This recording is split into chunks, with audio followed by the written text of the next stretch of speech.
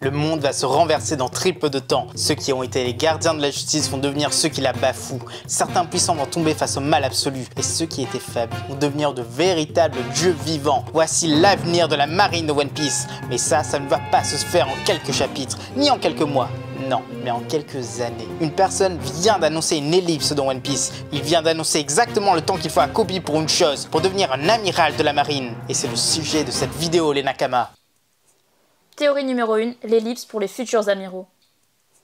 Nombre de nos Nakama pensaient une chose jusqu'à très récemment. La marine est une organisation de faibles. Même après avoir vu Marineford, même après avoir vu les paroles de Roger sur Garp, même après avoir vu Akainu. Et pourtant, on peut dire que vous avez raison. On s'explique. La marine est une organisation ancestrale qui a accompagné le gouvernement sans doute depuis ses débuts. C'est une certitude car pour maîtriser le monde, il est impératif de maîtriser les mers. Mais comme toute organisation ancienne, le passage à la nouvelle génération est difficile. Et la marine, elle a des anciens super puissants tels que Sengoku ou Garp, et des actuels qui tendent vers la vieillesse, qui ont pris toute la place. Oui, on a les amiraux et les vice-amiraux, mais heureusement, Oda a placé quelques pions intéressants. Hermep, Tashigi, Ibari, Kujaku, Prince Gru, et enfin, le talentueux Koby, le cœur de cette première vidéo. Mais la plupart d'entre eux, surtout les deux élèves de Garp, sont très jeunes. Ils ont un grade qui ne peut pas leur donner la liberté nécessaire ou même la notoriété pour être une grande menace. Et Koby, il est destiné à être le rival du roi des pirates. Tout comme Garp était celui de Roger. Mais que lui manque-t-il pour ça? Eh bien, il lui manque une ellipse pour la marine. Oda n'a cessé de mettre en avant les marines. Et Koby, souvenez-vous, est la première rencontre de Luffy sur les mers. Et lui, il doit devenir aussi fort que Luffy. Mais si ce n'est que ça la preuve pour une ellipse, eh bien cette vidéo ne serait pas une théorie, mais une vidéo bien triste sans preuve comme vous en avez déjà vu. Mais heureusement pour vous, sur cette chaîne ce n'est pas le cas. L'arc actuel est l'arc Egghead, du nom de l'île de Vegapunk, et dès le début de celui-ci, on a des références flagrantes à Sabaody. L'arc qui a bien marqué le début de la première ellipse. On a tout d'abord l'ascension à un nouveau titre pour Luffy, le titre de Supernova comme vous le savez tous. Mais ici, il vient de devenir un Yonko. Puis, on a l'arrivée de Bonnet, qui est exactement la même que celle de Kami, éjectée d'un monstre marin. Sur place, des pacifistas sont dévoilés, les Séraphins sur Egghead et les pacifistas classiques sur Sabaody. Sentomaru est présent dans les deux arcs. Kizaru, il débarque sur Sabaody pour protéger un dragon céleste, ce qu'il fait exactement sur Egghead. Et bien sûr en version garde du corps pour Saint Saturne. Et il n'est pas seul, il a toute une flotte avec lui.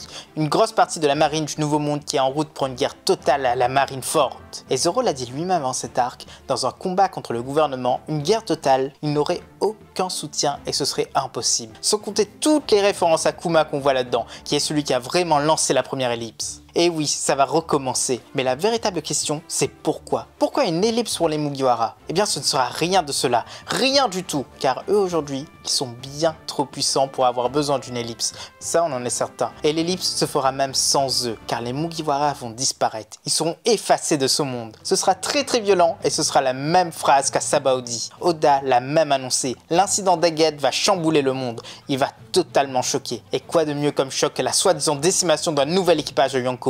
Ils n'auront même pas duré un mois avec ce titre. Et pour bien comprendre ce qui va se passer, il faut y aller point par point. Saint Saturne est sur place, ils ne vont pas faire de quartier.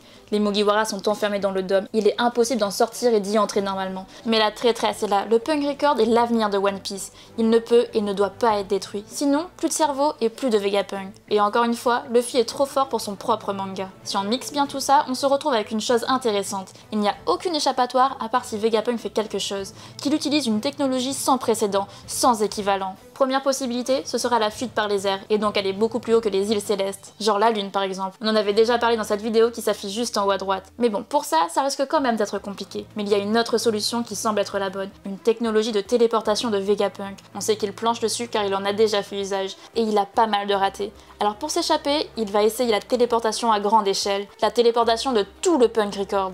Alors que Saint Saturne sera en train d'attaquer avec une puissance digne des dieux du temps des anciens, au dernier moment, la technologie de téléportation les emmènera très très loin, mais aussi plus loin dans le temps. Car les deux sont très liés, l'espace et le temps. Ce sera ça l'ellipse, la soi-disant extermination de ces pirates. Et cette nouvelle ellipse, elle durera combien de temps à votre avis? Eh bien, elle va durer 4 ans au maximum. 4 ans durant lesquels le monde de One Piece va littéralement imploser. Les pacifistas seront là pour mater les pirates. Tous les pirates. N'oubliez pas qu'on a les Mark III et aussi les Séraphins. Et eux, ils sont totalement contrôlés par le gouvernement mondial, par les 5 anciens. Sans le Vegapunk, c'est parfait. Et en plus, il est certain que tout cela vont rejoindre Saint Saturne à Egghead. Eux, ils ne vont pas être téléportés dans le temps. Les révolutionnaires seront réduits à peau de chagrin. Ils vont être retrouvés et surtout chassés sur toutes les mers. Le pont d'Isblour a le temps de finir. Wano sera attaqué et tombera. La marine, le Cypherpole, ils seront partout. Et Barbe Noire et Shanks, eh bien ils vont s'affronter. Tout est lié à ce méchant, n'oubliez jamais. Petit aparté, nombre d'entre vous vont nous dire que c'est impossible car tous les événements de ce monde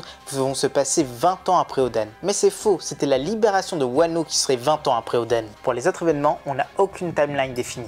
Mais revenons à Barbe Noire. Oui, c'est à cause de lui qu'on annonce que l'ellipse durera 4 ans, car cet homme est un calculateur né. Il n'a jamais rien fait au hasard. Il est devenu Shichibukai pour recruter Impel Down, et après tout, ce sera la même chose ici. Il va devenir roi pour atteindre un but particulier. Et vous le savez tous, il veut devenir roi en échangeant Kobe.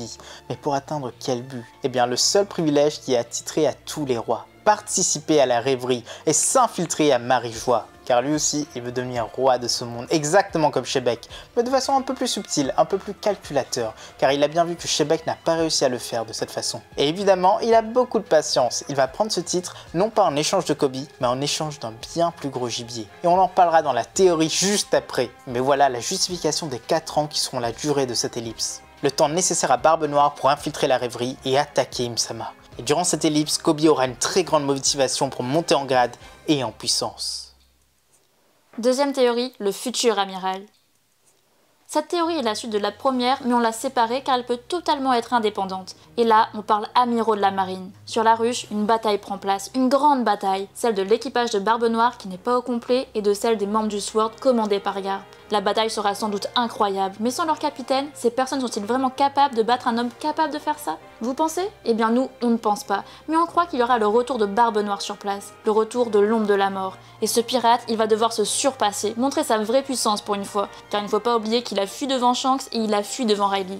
Et maintenant, il ne peut pas fuir, il sera chez lui. Et on est désolé d'avoir le dire, mais la vieillesse dans One Piece est une chose réelle. Et Garp, eh bien il tombera. Il se fera avoir si violemment que Kobe aura le déclic, ce moment qui fera éveiller son haki des rois, et il montrera sa première grosse évolution vers le sommet. Il va attaquer Barbe Noire pour sauver son maître, mais il n'y arrivera sans doute pas, il est encore beaucoup trop faible. Avec de la chance, il le blessera, ce qui marquera Barbe Noire à jamais pour l'avenir. Mais à la fin, Teach aura juste une monnaie d'échange en plus pour arriver à ses fins, devenir un grand roi. Il échangera le grand héros Garp et tout le SWORD juste pour ça. Et oui, rien que ça, Garp sera l'équivalent d'Ace. Et là, il y aura 2 solutions possibles. La première, c'est celle de l'ellipse. Il attendra patiemment, très patiemment, alors que le monde sera en feu autour de lui.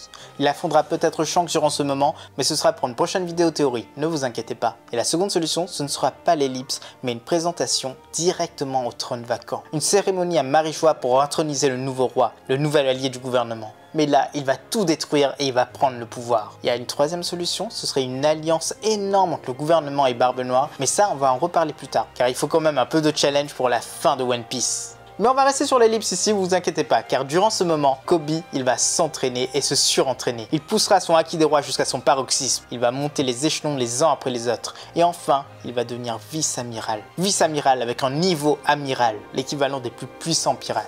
Il ne peut pas le faire à 18 ans sans entraînement, ça c'est certain. 4 ans d'ellipse, ce ne sera pas trop pour le faire. N'oubliez pas qu'il y a une grande différence entre les pirates et les marines. Les pirates, ils sont tous les jours dans la bataille, alors que les marines, ils ont leur confort chez eux. Forcément, ça n'incite pas forcément à devenir plus fort. On pense même qu'à la fin, le monde sera totalement chamboulé, quand des amiraux actuels ne saura plus. Fujitora, il n'aura pas pu attraper les Mugiwara, comme vous le savez tous, il a promis. Alors forcément, il va démissionner pour ne pas avoir réalisé sa promesse. Comme cette promesse ne peut plus jamais être réalisée, il n'a plus de raison d'être admiral.